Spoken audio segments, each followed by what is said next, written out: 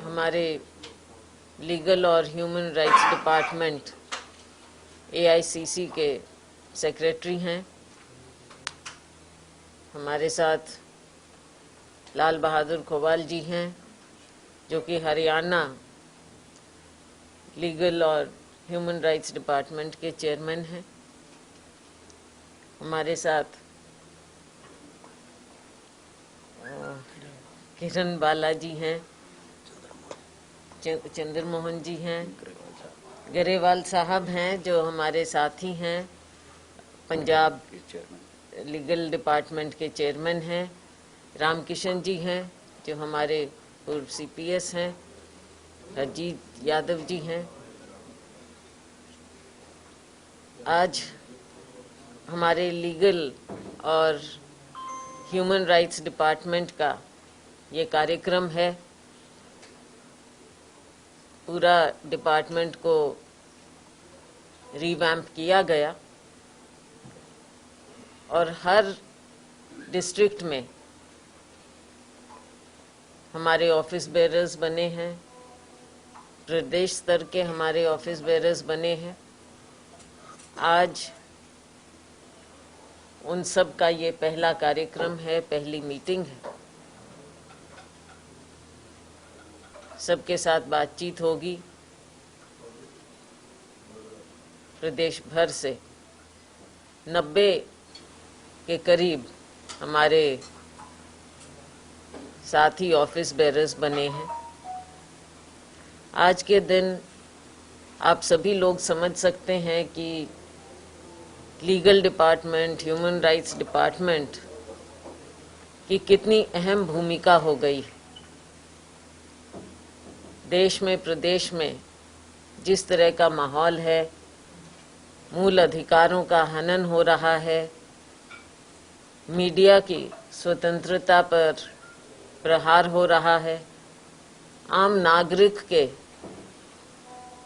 अधिकारों पर हर रोज किसी न किसी तरह से चुनौती आ जाती है।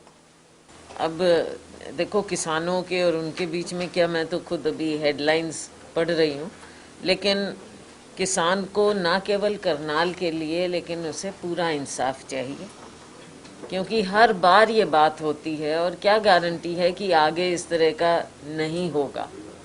और जो अफसर हैं उन्होंने जो किया, क्या किया, न्यायिक जांच, इन्होंने कहा है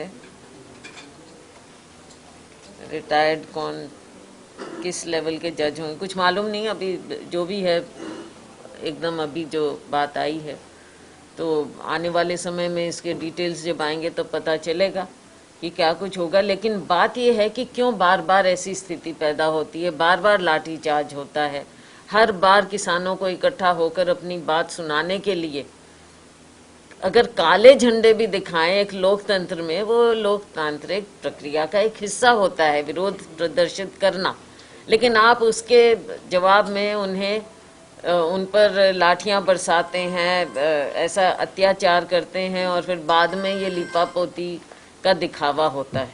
हर बार ये बात होती है। तो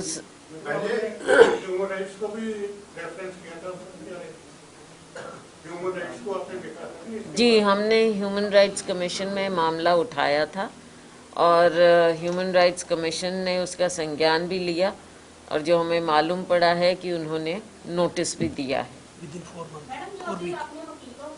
इनके सरकार के जितने सदस्य हैं, एक नहीं अनेकों हैं, इस तरह की बातें करते हैं, भड़काऊ बातें करते हैं, प्रोवोक करते हैं ये लोगों को, किसानों को,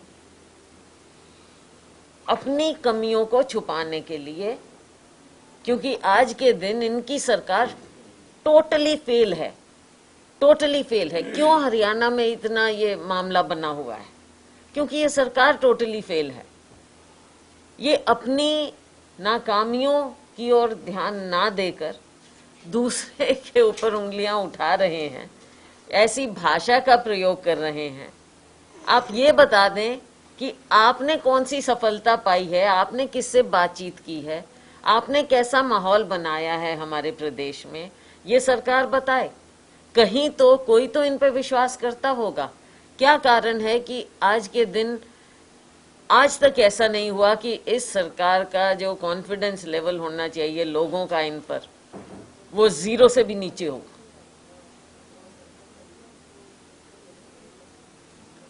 ना मंत्री, ना एमएलएज, ना कोई तो लोगों के बीच में जा नहीं पा रहे हैं, क्योंकि लोगों का विश्वास उठ चुका है। उनका तो दलील ये है, आधिकारिक रूप से स्टेट दे रहे हैं लगातार, कि ये पंजाब के किसान हैं, उत्तर प्रदेश के राजस्थान के किसान हैं, वहाँ पर आंदोलन क्यों नहीं हो रहा है, यहाँ पर क्यों हो रहा है? हम तो ग्राम किसी फसल खरीदते हैं, पंजाब में 2-3 खरीदते हैं, पंजाब में कांग्रेस की सरकार है, वहाँ पर क्यों नहीं खरीदवा रही? वहाँ पर इस प्रकार की स्टेट को ऑब्सिडी दे रहे हैं।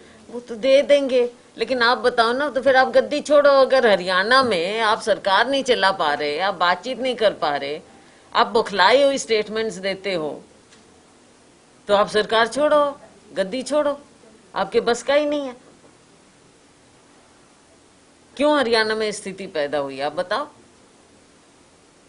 ये तो उनको जवाब देना पड़ेगा ना।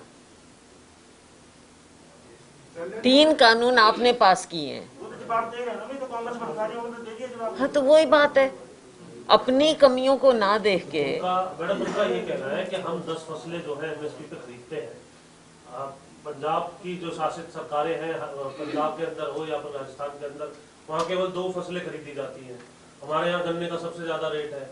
वो कहते हैं कि ये सारी चीजें हैं, इसलिए विपक्ष यहाँ करके जो है लोगों को भड़का रहा है। विपक्ष का क्या मतलब है? कांग्रेस पार्टी तो लोगों की बात उठाती है, और राजनीतिक हमारी बात है, हम तो राजनीतिक रूप से करते हैं अपनी बात। लेकिन ये क्यों नहीं हरियाणा वासियों से बातचीत कर पा रहे? क्यों नहीं ये हरियाणा वासियों को, किसानों को, मजदूरों को ये सारे तर्क देकर, अगर इतना बढ़िया रामराज लेके आए हैं ये, तो क्यों नहीं है प्रजा खुश? क्या कारण है? अगर इतना कॉन्फिडेंस इनको अपने काम पर होता कि हमने इतना कुछ कर दिया है, तो किसान तो खुश होने चाहिए थे, इनके तो स्वागत होने चाहिए थे।